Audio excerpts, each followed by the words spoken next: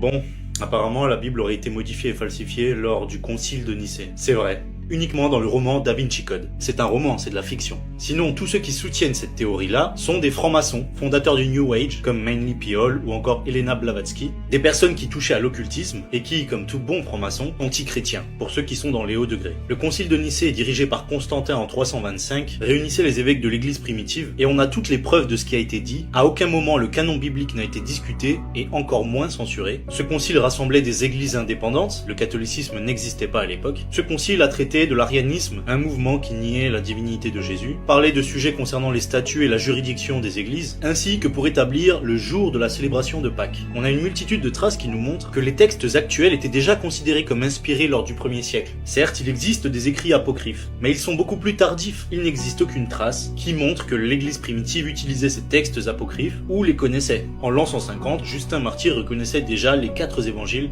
Le canon biblique actuel était déjà une évidence pour les chrétiens du 1er siècle. Les écrits apocryphes datent du 3e ou 4e siècle après Jésus-Christ, bien après l'établissement du canon biblique. Il n'y a aucune trace qui date d'avant le 3e siècle. Et sachant que les chrétiens étaient persécutés, qu'ils gardaient précieusement leurs écrits, qu'ils se les échangeaient entre eux, il est impossible qu'une quelconque autorité ait pu détruire ces preuves, vu que tout se faisait en cachette. La majorité des écrits apocryphes sont donc une hérésie, comme quoi il est important de faire des recherches, même pour vous chrétiens. Si cette vidéo t'a éclairé, abonne-toi.